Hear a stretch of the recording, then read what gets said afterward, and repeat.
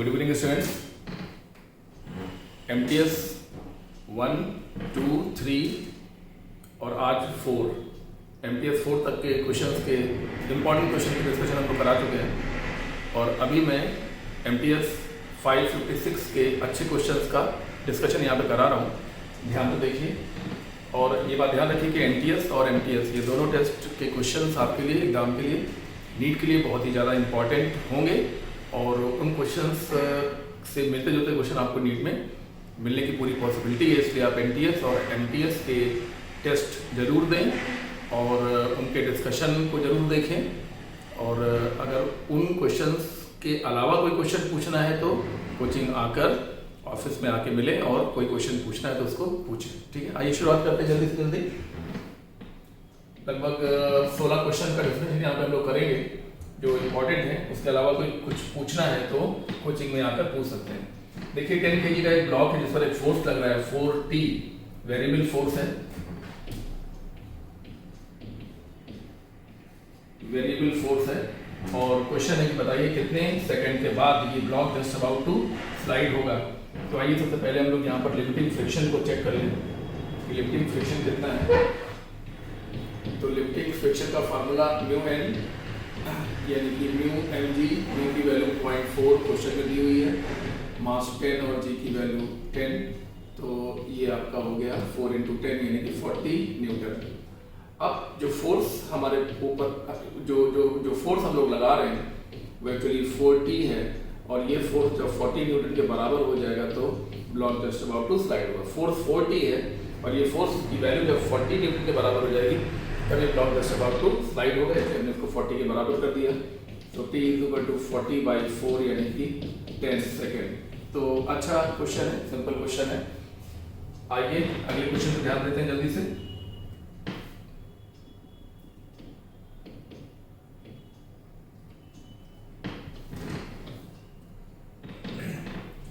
Question है कि यहाँ पर दो मासेस हैं, इक्वल मासेस M और M, इनको यहाँ से रिलीज कर दिया गया और रिलीज करने के बाद ये वर्टिकल पोजीशन पर आए तो उस समय हमें इस वाले ब्लॉक की वेलोसिटी फाइंड करनी है, इसकी वेलोसिटी ये भी फाइंड करना है। ये ब्लॉक A है और ये वाला ब्लॉक B है, हमें इस B ब्लॉक की वेलोसिटी फाइंड करनी है। जो रोप की लेंथ है वो दोनों की L और L है। तो इसमें हम लोग conservation of mechanical energy apply कर सकते हैं।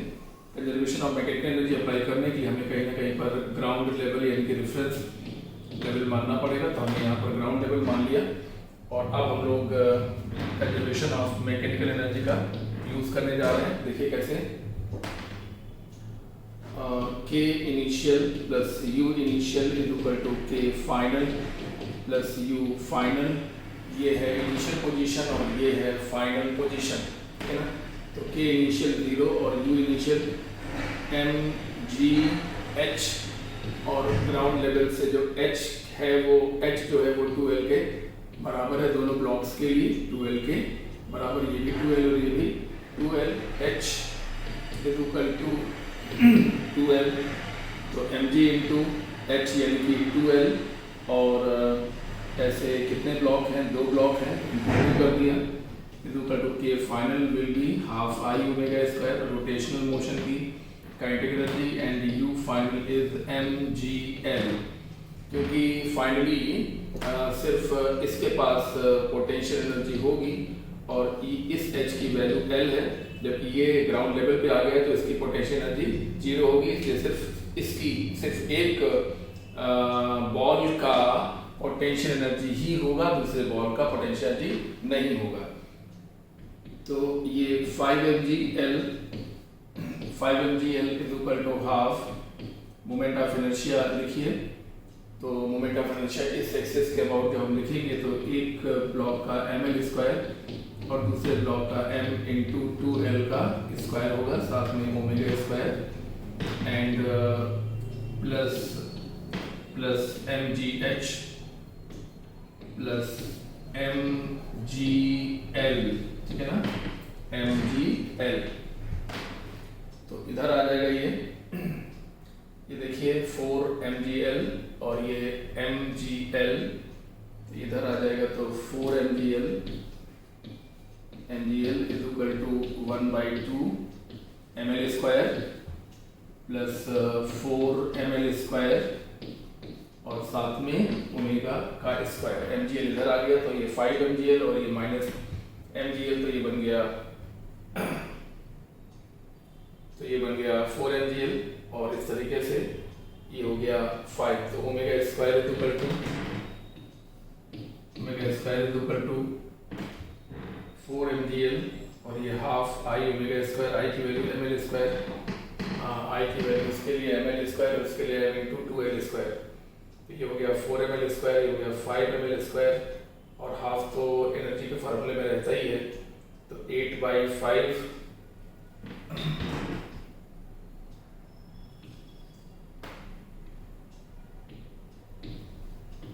8 mgl 8, हाँ ये 4 इसके साथ जाएगा, 2 के साथ जाएगा, हाँ 2 4 के साथ जाएगा तो 8 mgl अपॉन 5 ml स्क्वायर।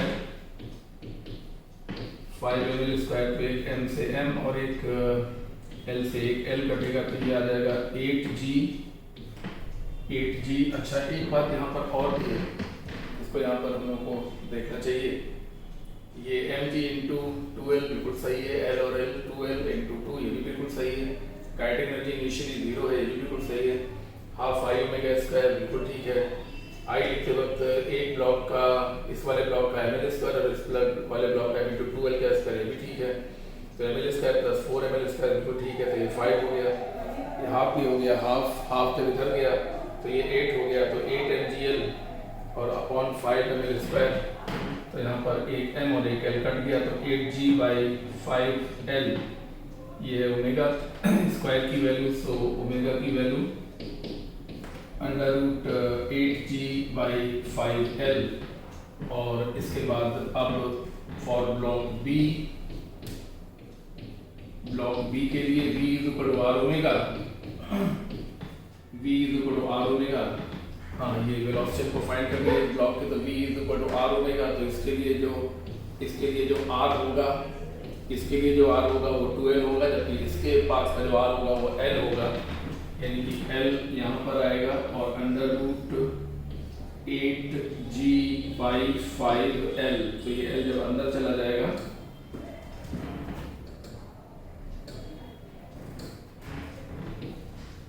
तो ये l अंदर जाएगा तो एक l से कट जाएगा, तो ये बना √8/5gl।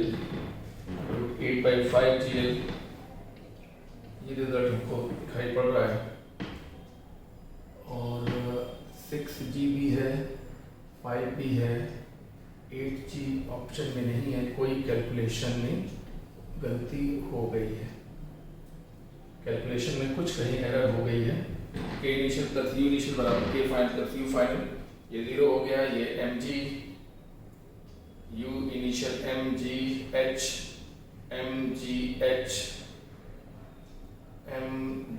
तो इसके लिए h का मान 2l, उसके लिए भी 2l और ये 2 है, तो mg × h के लिए 2l × 2, तो यहाँ पर आना चाहिए 4। ये गलती हो गई है, ये देखिए 4। तो जब वो mg इधर आएगा तो यहाँ पर 4 नहीं बल्कि 3 होगा, और जब ऐसा होगा तो यहाँ पर देखिए जरा 6 होगा। बिल्कुल देखिए कितनी सिली मिस्टेक हो गई है। ये 2 × 2 4 होना चाहिए, हमने 5 लिख दिया था, तो 4 होगा। जब वो mg इधर आएगा तो ये 3 बन जाएगा, जब ये 2 ऊपर आएगा तो 6 बन जाएगा, तो नीचे जाएगा m से m कटेगा, l से l कटेगा, तो यहाँ पर 8 की जगह पर 6 होगा और 6 होगा, ठीक है ना। यहाँ पर 6 होगा तो यहाँ पर भी 6 होगा। 6/5gl √6/5gl क्वेश्चन बेहद इंपॉर्टेंट है और इसको सॉल्व करते वक्त यहाँ पर एक बहुत ही छोटी सी मिस्टेक हुई है और अब ये बिल्कुल सही हो गया, ठीक है। आइए अगला क्वेश्चन देखते हैं जल्दी से।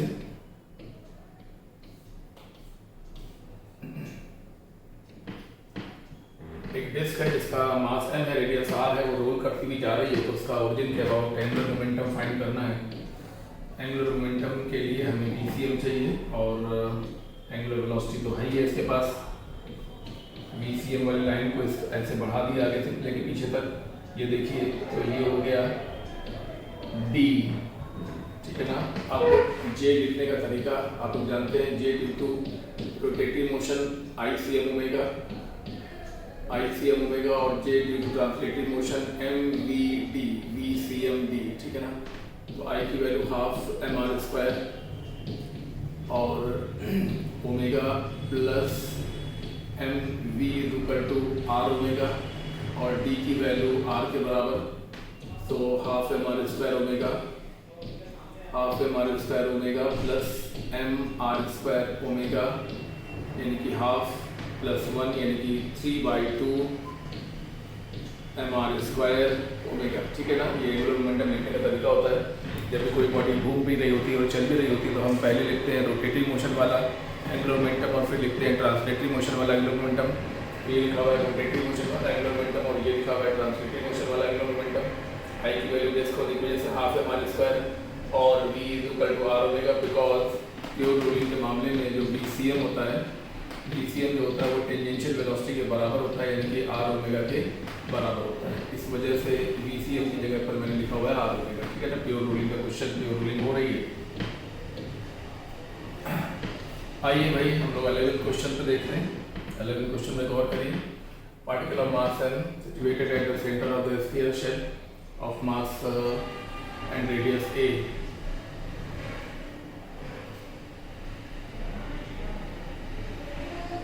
the gravitational potential at a point situated at a/2 distance from the center will be, particle of mass m is situated at the center of the sphere shell of same mass, अच्छा, and radius a, the gravitational potential at point situated at distance a/2 distance from the center will be, मतलब same mass का sphere है, same mass की spherical shell है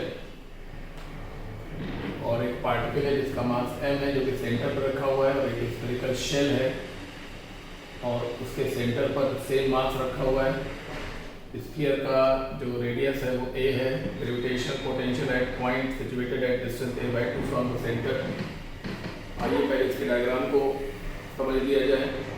इसका मास m है और इसका रेडियस a है, और यहाँ पर भी एक मास, पॉइंट मास m रखा हुआ है, और यहाँ से a/2 दूरी पर ये जो पॉइंट a आपको नज़र आ रहा है वहाँ पर हमको ग्रेविटेशनल पोटेंशियल फाइंड करना है। तो at point a v equal to shell की वजह से माइनस g m/r, क्योंकि शेल की वजह से जो सरफेस पर होगा वही अंदर होगा, ठीक है ना। जी m/r, r की जगह पर हम लिखेंगे a, ठीक है ना, और माइनस इस पॉइंट मास की वजह से minus G m upon a/2 minus G m by small r, यानी कि a/2, ये दूरी a/2 है। ये जो पहले लिखा हुआ है वो सरफेस का ग्रेविटेशन पोटेंशियल है, क्योंकि अंदर वही पोटेंशियल होता है जो सरफेस पर होता है, अंदर वही पोटेंशियल होता है जो सरफेस पर होता है, और इस मास की वजह से ये लिखा हुआ है। तो इस तरीके से minus G m by A minus 2g m/a, इस तरीके से ये माइनस 3g m/a होगा। तो ये ऑप्शन आपका सही ऑप्शन है, माइनस 3g m/a। इस सवाल में खास बात ये थी कि एक हॉलो स्फेरिकल शेल थी जिसका मास m था, और उसके सेंटर पर एक और पॉइंट मास रखा हुआ था, उसका मास भी m था, और यहाँ से a/2 दूरी पर पोटेंशियल मुझे फाइंड करना था। तो इसकी वजह से जो पोटेंशियल मुझे लिखना पड़ेगा वो यहाँ वाला लिखना पड़ेगा, वो लिखा हुआ है, और इसकी वजह से जो पोटेंशियल होगा वो पॉइंट मास वाला लिखा हुआ है। बिल्कुल सिंपल क्वेश्चन है, आसानी से सॉल्व हो गया है। नेक्स्ट क्वेश्चन जल्दी देखेंगे। ये एक सर्किट नेटवर्क बना हुआ है, हमें इसका नेट रेजिस्टेंस फाइंड करना है। क्वेश्चन को देखते ही बात समझ में आ रही है कि ये सिमेट्री मैट्रिक्स से सॉल्व हो जाएगा। ये लाइन जो आप देख रहे हैं वो सिमेट्री लाइन, ये देखिए ये एक सिमेट्री लाइन बन पा रही है, और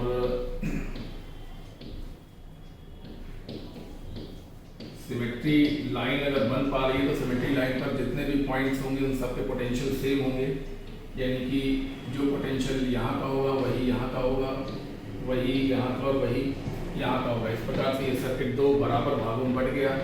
अब जब यहाँ का पोटेंशियल यहाँ के बराबर होगा तो ये रेजिस्टेंस वेस्ट हो जाएगा, यूजलेस हो जाएगा, और जब यहाँ का पोटेंशियल यहाँ के बराबर होगा तो कि इस रेजिस्टेंस पर भी कोई करंट फ्लो नहीं करेगा, तो इन दो रेजिस्टेंस को हम इग्नोर कर सकते हैं और सारे पॉइंट्स ए को हम लोग आपस में जोड़ सकते हैं। तो हम लोग शुरुआत करेंगे पॉइंट एल से, और पॉइंट एल से जो ऊपर की तरफ जो एक रेजिस्टेंस है वो पॉइंट ए पर आकर जुड़ा हुआ है, ठीक है ना। जबकि एक रेजिस्टेंस ये है, ये वाला रेजिस्टेंस, इस पॉइंट को हम चलिए एफ मान लें और इस पॉइंट को चलिए हम लोग जी मान लें, ठीक है ना, और वो भी इक्वल सारे पॉइंट ए है। तो ये हो गया एफ, और एफ के बाद यहाँ पर दो रेजिस्टेंसेस हैं जो कि पैरेलल में नज़र आ रहे हैं। ये दोनों रेजिस्टेंसेस पैरेलल में, और एक रेजिस्टेंस नीचे की ब्रांच में ये वाला भी जुड़ा हुआ है।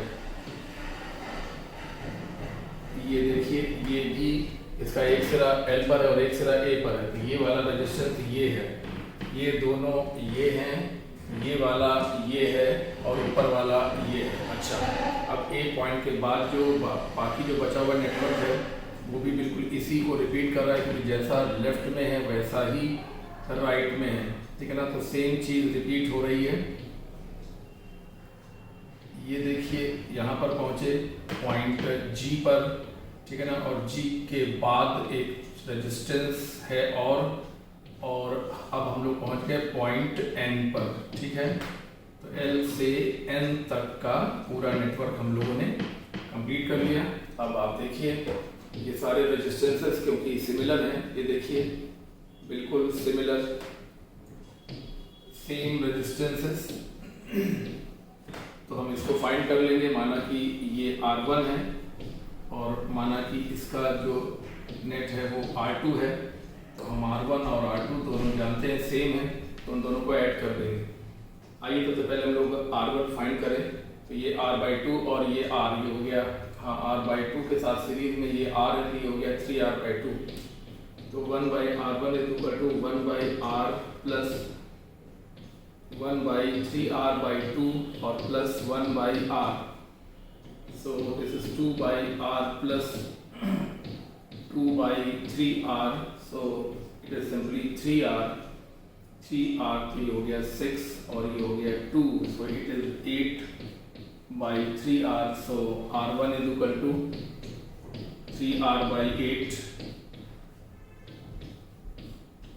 now R2 की वैल्यू सेम यानी कि 3R/8, hence R नेट की वैल्यू यानी कि R between L and N is equal to R1 plus R2। So 3R/8 plus 3R/8 यानी कि 3R/8 प्लस 3R/8 यानी कि 3R/4।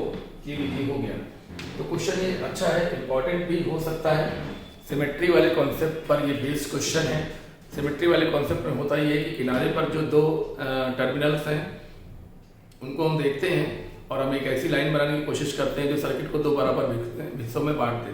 हर सवाल में ऐसा हो ये कोई ज़रूरी नहीं है, लेकिन इस सवाल में ऐसा हो रहा है। और एक्चुअली सिमेट्री वाले क्वेश्चन देखने से ही समझ में आ जाते हैं कि यहाँ पर जितना लेफ्ट में है उतना राइट में है। ऐसे में हम बीच से इसको दो भागों में काट देते हैं, बांट देते हैं, और इस सिमेट्री, इसको कहते हैं सिमेट्री लाइन।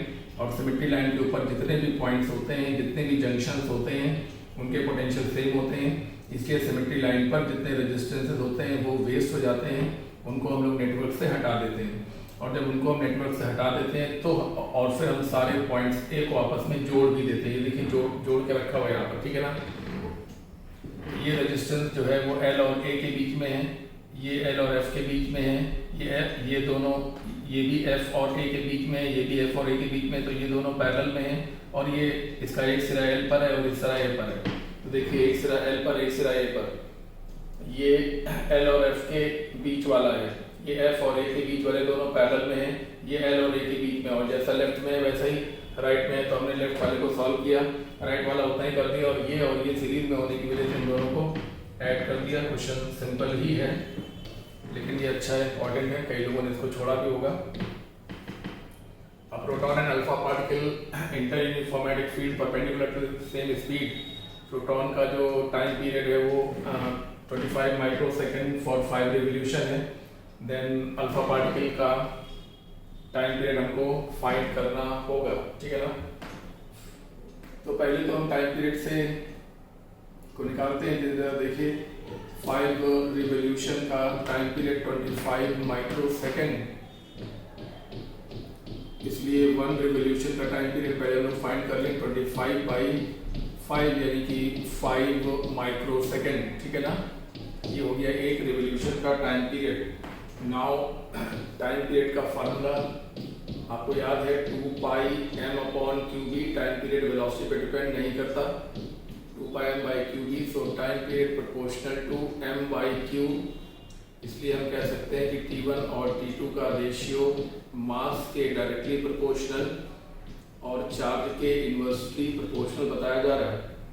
तो हमने प्रोटॉन को नोटेशन 1 माना और अल्फा पार्टिकल को नोटेशन 2 माना। ऐसा मानते हुए हम काम करने जा रहे हैं।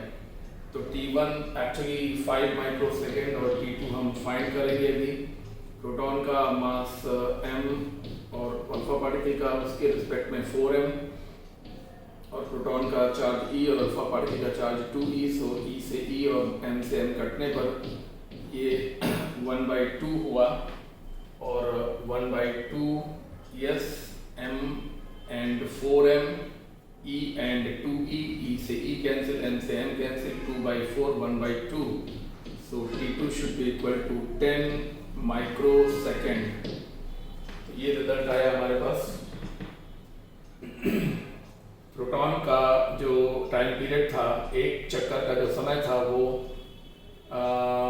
5 माइक्रो सेकेंड था, जबकि अल्फा पार्टिकल का एक रिवोल्यूशन का एक चक्कर का जो समय आया वो 10 माइक्रो सेकेंड यहाँ पर आया। आइए आगे बढ़ते हैं, सवाल अच्छा था।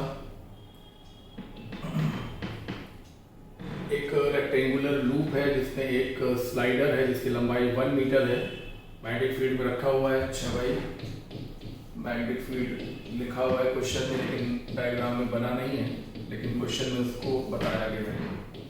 चलिए, तो हमारा क्वेश्चन है, अच्छा ये एक रेजिस्टेंस है 6 ओम का, एक 3 ओम का, दोनों पैरेलल में नजर आ रहे हैं, और इसकी वेलोसिटी दी हुई है 2 मीटर पर सेकेंड। तो connecting the external force required, हमें इसको चलाने के लिए इस पर कितना फोर्स लगाना पड़ेगा ये हमको फाइंड करना है। कांस्टेंट वेलोसिटी से चलाने के लिए हमें कितना फोर्स लगाना पड़ेगा। आइए, कांस्टेंट वेलोसिटी से चलाने के लिए हमें कितना मैकेनिकल फोर्स लगाना पड़ेगा, वो तो मैग्नेटिक फोर्स के बराबर ही लगाना पड़ेगा। इस तरफ लगेगा मैग्नेटिक फोर्स, हाँ जी, क्योंकि इसमें एक करंट बहने लगेगा और इसी की वजह से इस पर एक मैग्नेटिक फोर्स आएगा। मैग्नेटिक फोर्स की वैल्यू IBL होगा। IBL is equal to EMF upon R, और ये BL और EMF is equal to BVL, motional EMF है ये, BVL बाई R और B विद L। सो ये फॉर्मूला आपको याद भी होगा, B² L² V by R। अब मेरे को सारे मान रखने हैं, पहले R कैलकुलेट कर लिया जाए। R इज इक्वल टू 6 और 9 पैरेलल में, और जो आएगा 6 और 9 नहीं, 6 और 3 पैरेलल में, और जो आया वो इसके साथ सीरीज में, क्योंकि इस रॉड का इंटरनल रेजिस्टेंस 2 ओम है, तो ये हुआ 18/9 + 2 + 2 यानी कि 4 ओम। आइए वैल्यूज पुट करते हैं। मैग्नेटिक फील्ड 2 है तो ये 4 हो गया, लेंथ 1 मीटर है, अच्छी बात है, वेलोसिटी 2 है और R की वैल्यू 4 है, तो 4 से 4 कैंसिल, तो आ गया 2 न्यूटन का फोर्स हमें कॉन्टिन्यूस लगाते रहना पड़ेगा। ऑप्शन 3 बिल्कुल सही है। ये क्वेश्चन भी इंपॉर्टेंट क्वेश्चन लग रहा है आपको। क्वेश्चन ये एक स्क्वायर मेटल का लूप है, मैग्नेटिक फील्ड में रखा हुआ है, और इस पर एक स्लाइडर है, स्लाइडर मतलब कनेक्टर है, और कनेक्टर को हम कांस्टेंट वेलोसिटी से खींचना चाहते हैं। तो हमारा क्वेश्चन है कि हमें इसको खींचने के लिए कितना मैकेनिकल फोर्स लगाना पड़ेगा। तो जब इसको हम खींचेंगे तो फ्लक्स बढ़ेगा तो मोशनल EMF पैदा होगा, मोशनल EMF पैदा होगा इस स्लाइडर में, तो इसमें करंट बहेगा, जैसे करंट बहेगा तो फोर्स लगना स्टार्ट हो जाएगा। मैकेनिकल, हाँ, F नेट 0 करना है, क्योंकि एफ नेट 0 करना है, क्योंकि एक्सेलरेशन नहीं रखना है। ऐसा कैसे मालूम पड़ा? क्योंकि सवाल में दिया हुआ है कि वेलोसिटी कैसी है, कांस्टेंट है, और अगर वेलोसिटी कांस्टेंट है मतलब एक्सेलरेशन 0 है, मतलब नेट फोर्स 0 है। इसका मतलब है मैकेनिकल फोर्स को मैग्नेटिक फोर्स बैलेंस कर रहा है। मैकेनिकल फोर्स हमको फाइंड करना है, ये हमको मालूम हो जाएगा। IBL I EMF upon R, EMF ये मोशन EMF है, motion EMF equal to BBL। इस प्रकार से B इसका V बाय R, B की वैल्यू 2, L की वैल्यू 1, B की वैल्यू 2 और R की वैल्यू 4। कटने के बाद आ गया ये 2 न्यूटन। अच्छा सवाल है। आइए नेक्स्ट क्वेश्चन की बात करें। In the oscillation of LC circuit, maximum charge on capacitor is Q. Charge on capacitor when energy is stored equally. ये LC सर्किट का क्वेश्चन देखिए। ये कैपेसिटर है और ये इंडक्टर कॉइल है, और ये दोनों एक दूसरे से एनर्जी का लेन देन करते रहते हैं। तो हमें इस पर चार्ज फाइंड करना है उस समय। हाँ, ये चार्ज हमें फाइंड करना है उस समय जिस समय UC is equal to UL। जब UC और UL आपस में इक्वल है। तो अगर इक्वल है तो कितना होगा? वो मैक्सिमम का हाफ होगा, ठीक है ना। तो हाफ मैक्सिमम कितना होता है? Half Q square by C। और हमने माना कि कैपेसिटर पर समय जो चार्ज है वो Q है, तो half Q square by C। तो हाफ से हाफ कैंसिल और C से C कैंसिल होगा। So Q square is equal to Q square by 2. So Q charge on capacitor is equal to maximum charge upon root 2. इस सवाल में जो Q है वो मैक्सिमम चार्ज है कैपेसिटर का, और Q इंस्टेंटेनियस चार्ज है। इंस्टेंटेनियस चार्ज ये हमने किस समय का निकाला है? हमने उस समय का इंस्टेंटेनियस चार्ज निकाला है जब C पर स्टोर्ड एनर्जी, L पर स्टोर्ड एनर्जी आपस में बिल्कुल बराबर है। तो हम टोटल कितनी एनर्जी लेकर आते हैं? हम कैपेसिटर में जो टोटल एनर्जी भर के लाते हैं वो U मैक्स भर के लाते हैं, जो कि half Q maximum by C होता है। और अगर दोनों पर बराबर एनर्जी है, यानी कि उसका आधा इसके पास है और आधा ही इसके पास है, यानी कि U मैक्स का आधा, ठीक है ना। और ये करने के बाद हमने इसको लिखा, ये Q मैक्सिमम है और ये Q उस समय का है जब UL UC आपस में बराबर है। अच्छा सवाल है।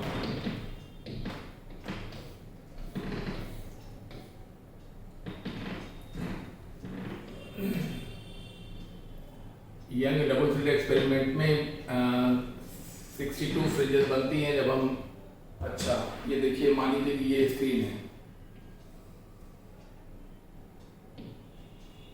मान लीजिए ये स्क्रीन है, इसको हम 2 बार बना रहे हैं। और जब हम 6700 एंगस्ट्रॉम की वेवलेंथ की लाइट का इस्तेमाल करते हैं तो यहाँ पर हमको 62 फ्रिंजेस देखने को मिलती हैं। हाँ, जब हम 6700 एंगस्ट्रॉम की लाइट का इस्तेमाल करते हैं। तो मेरा क्वेश्चन है कि जब हम 6200 एंगस्ट्रॉम की लाइट का इस्तेमाल करेंगे तो हमें नंबर ऑफ फ्रिंजेस कितनी देखने को मिलेगी, ये हमारा क्वेश्चन है, ठीक है ना। मान लीजिए कि ये दूरी जो है वो मान लीजिए कि y है, तो ये दूरी भी y होगी, ठीक है। तो ये दूरी भी y होगी। तो एक्चुअली जो n1 होगा, नंबर ऑफ फ्रिंजेस होगा, वो y बाई बीटा 1 होगा, और जो n2 होगा वो y बाई बीटा 2 होगा, क्योंकि एक फ्रिंज की चौड़ाई बीटा है। तो इसमें अगर n1 फ्रिंजेस हैं तो n1 की वैल्यू y बाई बीटा, ठीक है ना। इस तरीके से हम कह सकते हैं कि n1 by n2 is equal to beta 2 by beta 1, और beta is actually d lambda by d, इसका भी लिखेंगे d लैम्डा 2 ऊपर है तो d लैम्डा बाई d, और ये d लैम्डा बाई d। तो ये स्मॉल d और कैपिटल D तो कैंसिल हो गए, और ये आ गया लैम्डा 2 बाई लैम्डा 1। तो ये 62 है, 62 फ्रिंजेस, और जो बाद वाली वेवलेंथ है वो 6200 एंगस्ट्रॉम, और ये 67 100 एंगस्ट्रॉम, तो ये 0 कैंसिल हो जाएंगे और ये भी कैंसिल हो जाएगा। So we get the result N2 is equal to 67 fringes. तो ये क्वेश्चन भी एक अच्छा क्वेश्चन है। देखिए एमटीएस में जितने भी पेपर हो रहे हैं उनमें क्वेश्चंस के स्टैंडर्ड को बहुत ध्यान में रखा जा रहा है। हालांकि सेकंड, थर्ड और फोर्थ में केमिस्ट्री का स्टैंडर्ड थोड़ा सा नीचे रखा गया था क्योंकि फिजिक्स का स्टैंडर्ड थोड़ा सा अच्छा था, तो उसमें टाइम ज़्यादा लगना था, तो केमिस्ट्री के स्टैंडर्ड को हल्का सा डाउन किया गया था जिससे आप समय का निर्धारण कर सकें और समय का टाइम बैलेंसिंग कर सकें, ठीक है ना। और इस समय जो भी पेपर्स हो रहे हैं उसमें तीनों सब्जेक्ट एक बराबर के लेवल पे बनाए जा रहे हैं। बाकी एनटीएस और एमटीएस देने से और उसके डिस्कशन देखने से, उनके अच्छे अच्छे क्वेश्चंस को बार बार देखने से, रिवाइज करने से आपको निश्चित रूप से लाभ मिलेगा, ये बिल्कुल आप तय जान लीजिए। इसलिए आखिरी का समय चल रहा है, इस समय में अगर आप सिंसियरली थोड़ी सी मेहनत कर लेंगे, आखिरी राउंड की मेहनत बड़ी इंपॉर्टेंट होती है, अगर इस समय आप मेहनत कर लेंगे तो आपको जरूर इसका अच्छा नतीजा मिलेगा। आइए आगे चलते हैं भाई।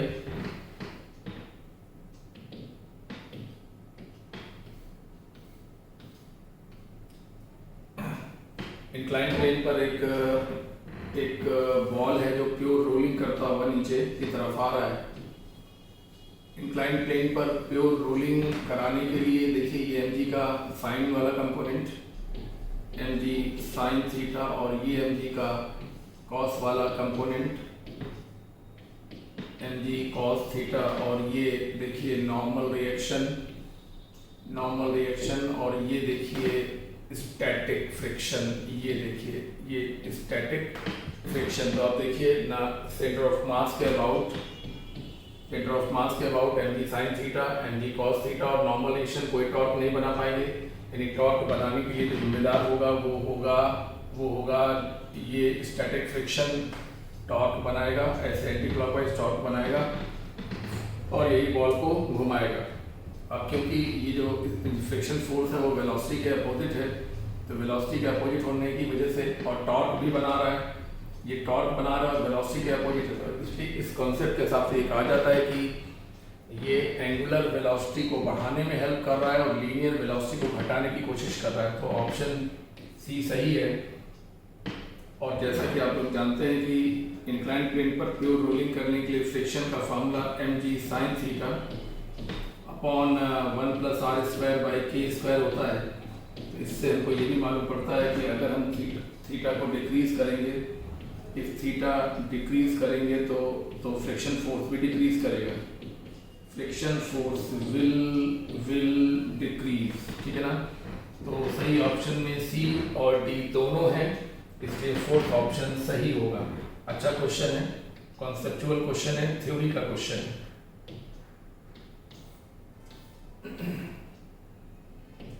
देखिए सारे अच्छे क्वेश्चन डिस्कस किए जा रहे हैं। इसके अलावा भी अगर आप कोई क्वेश्चन पूछना हो तो आप तुरंत कोचिंग आ जाइए, और हमें या कोई भी आपको ऑफिस में फिजिक्स का मेंबर मिलता है तो आप उससे क्वेश्चन पूछ सकते हैं।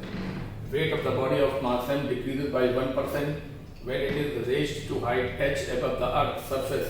अच्छा, अर्थ की सरफेस से h हाइट ऊपर जाने पर इनका कहना है कि वेट 1% घट रहा है, तो कह रहे हैं अर्थ की सरफेस से उतना ही नीचे जाने पर वेट में कितना परसेंटेज चेंज आएगा, ये हमारा क्वेश्चन है। आइए इस पॉइंट को हम ए मान लेते हैं, इस पॉइंट को हम बी मान लेते हैं, ठीक है ना। तो सबसे पहले हम ए से शुरुआत करेंगे। एट ए जी डैश या g1 is equal to g upon 1 + h upon re का होल स्क्वायर, ये ऊपर जाने पे g का मान है। इसको हम इस तरीके से लिख सकते हैं 1 - 2h अपॉन re, ठीक है ना। अगर h कम है तो h re की तुलना में काफ़ी कम होता है, इसलिए हमने बाइनोमियल थ्योरम को ओपन किया। इस प्रकार से g1/g is equal to 1 - 2h upon re, इसके फ्रैक्शनल चेंज जो होगा दैट इज g1/g -1, तो -1 करने से ये 1 हट जाएगा और आ जाएगा -2h अपॉन re। और अगर परसेंटेज चेंज हमको लिखना है तो परसेंटेज चेंज लिखने के लिए परसेंटेज चेंज अगर हमको लिखना है तो हमें इसमें 100 को मल्टीप्लाई करना पड़ेगा 2h/RE × 100। ये हमारा पहला काम पूरा हो गया। आइए हम लोग अपना दूसरा काम eight point B G2 = G1 - h/RE। ये अर्थ के सरफेस के नीचे जाने के लिए फार्मूला होता है। तो यहाँ से G2/G = 1 - h/RE। इस प्रकार से यहाँ से हम लोग लिख सकते हैं fractional change ΔG/G = final value upon initial value में से -1 करेंगे। जब हम -1 करेंगे तो ये 1 कैंसिल हो जाएगा और आ जाएगा -h/RE। ठीक है ना। तो ये अच्छा, अभी इसमें × 100 अगर कर दिया जाए तो परसेंटेज चेंज दिखाई, परसेंटेज चेंज बन जाएगा तो -h/RE × 100। ये हो गया परसेंटेज चेंज। यही हमको फाइंड करना है, परसेंटेज चेंज। ठीक है ना। आइए हम 1 और 2 को डिवाइड कर दें। तो परसेंटेज चेंज ऊपर वाले केस में, फर्स्ट केस में upon percentage change second case में, हाँ ये सेकंड केस है, परसेंटेज चेंज सेकंड केस में इक्वल टू ये हो जाएगा 2h/RE और सेकंड केस में h/RE। तो RE रेडियस कट जाएगा h से h, तो ये आ जाएगा 2 और ये है 1% डिक्रीज्ड और ये हमको फाइंड करना है परसेंटेज चेंज। सेकंड केस का परसेंटेज चेंज हमको फाइंड करना है। तो ये हो गया आपका 2, इसलिए सेकंड केस का परसेंटेज चेंज हुआ 2%। फर्स्ट केस हमने ऊपर जाने को माना है और सेकंड केस हमने नीचे आने को माना है। ये बात थोड़ा सा ध्यान रखिएगा।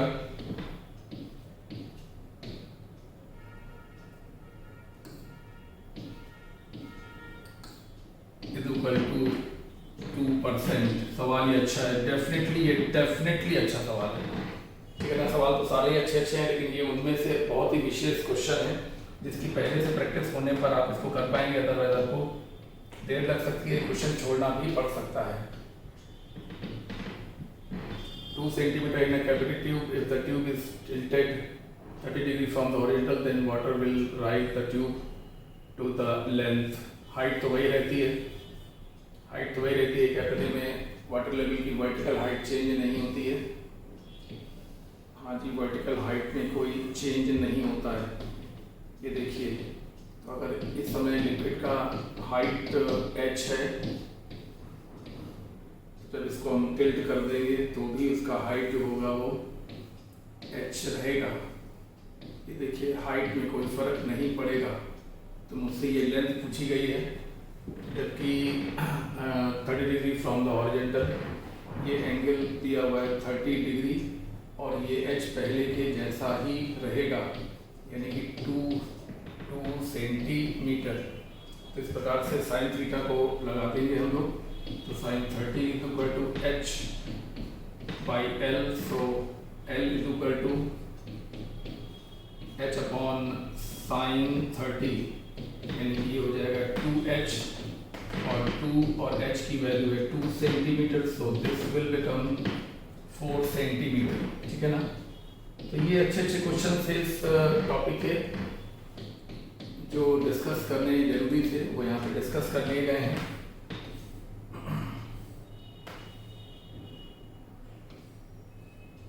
अभी कुछ एक और क्वेश्चन भी हैं जो अच्छे हैं, उनको जरा डिस्कस करते हैं। देखिए, ये एक करंट कैरिंग लूप है और हमें इसका मैग्नेटिक डाइपोल मोमेंट फाइंड करना है। ये जो साइड हैं वो सब A हैं, हाँ जी A हैं, और ये सेमी सर्कल्स के रेडियस हैं। ये देखिए, रेडियस सेमी सर्कल्स के। तो M = जैसा कि आप जानते हैं NIA और K कैप होगा आउटवर्ड, क्योंकि करंट एंटी क्लॉकवाइज, इसलिए आउटवर्ड K कैप। N की वैल्यू 1, क्योंकि सिंगल लूपिंग है, कई बार लूप नहीं बनाया, सिर्फ एक सिंगल लूप करा हुआ है, तो N की वैल्यू 1 है। तो ये हो गया I A K cap. A हमको यहाँ पर लिखना है, तो A की वैल्यू अंदर स्क्वायर है, तो ये तो हो जाएगा A²। और ये सेमी सर्कल्स हैं जिनका रेडियस R है, तो लिखेंगे π पाई आर स्क्वायर का हाफ, क्योंकि ये सेमी सर्किल है और ऐसे कितने हैं 4, तो 4 से मल्टीप्लाई कर देंगे। ये के कैप, जहाँ तक आप देख पा रहे होंगे कि जो रेडियस की वैल्यू है वो a/2 है, तो ये हो जाएगा a²/4 और इंटू 4 और ये के कैप, तो 4 से 4 तो कैंसिल हो जाएगा, a² बाहर ले लीजिए, कॉमन ले लीजिए, तो 1 + π/2 के कैप, ठीक है ना। सही ऑप्शन का चुनाव करिए। 1 + π/2 के कैप, 1 + π/2 a² i के कैप, सेकेंड ऑप्शन सही। हाँ, a² 1 + π/2 के कैप पॉजिटिव, यहाँ पे गड़बड़ ये है कि के कैप नेगेटिव में लिख दिया है, ये तो बिल्कुल ही गड़बड़ है और ये भी गलत है। सेकंड ऑप्शन बिल्कुल सही है।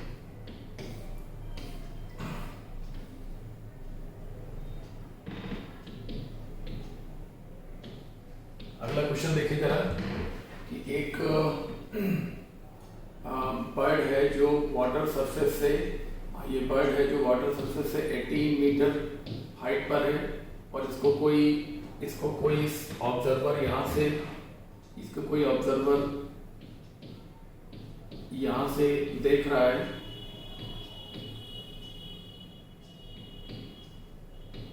ये ऑब्जर्वर इसको यहाँ से देख रहा है, इसकी अपनी जो खुद की डेप्थ है वो 12 मीटर है। तो क्वेश्चन है कि ये जो बर्ड है वो इसको कितना ऊपर दिखाई पड़ेगी। For the swimmer the bird appears to be at distance from the surface of the water. तो ये जो एच आपको दिया हुआ है वो रियल दिया हुआ है और ये और ऊपर उठ के बनेगा तो डी अपरेंट, डी रियल से ज़्यादा होता है। जब हम डेंसर से देखते हैं किसी रेयरर मीडियम की बॉडी को, तो वो जितना दूर होती है सरफेस से उससे और ज़्यादा दूर अपीयर होती है। ऐसा कब होता है बोलो, जब हम डेंसर में होते हैं, जब ऑब्जर्वर डेंसर में होता है और ऑब्जेक्ट रेयरर में होता है, तो इस ऑब्जर्वर को ये ऑब्जेक्ट 18 मीटर नहीं बल्कि और ज़्यादा दूर दिखेगा।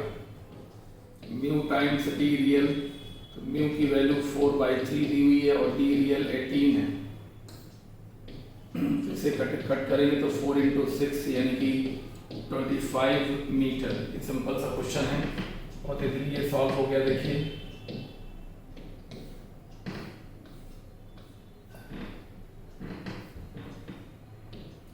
ये डिफ्रैक्शन का ये क्वेश्चन है जिसमें फर्स्ट मिनिमा और सिक्स्थ मिनिमा